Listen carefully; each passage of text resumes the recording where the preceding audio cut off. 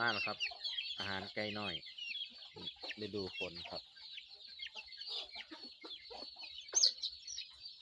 กินย่างดีเลยครับไก่น้อย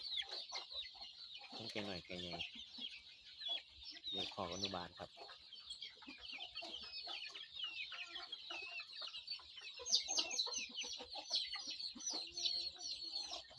ของอนุบาลเฮ็ดบางงานนะครับค่อยได้ใส่พวกให้แมวมากินไก่น้อยของอนุบาลเดี๋ยวนี้ออกหลายแม่อยู่ครับนี่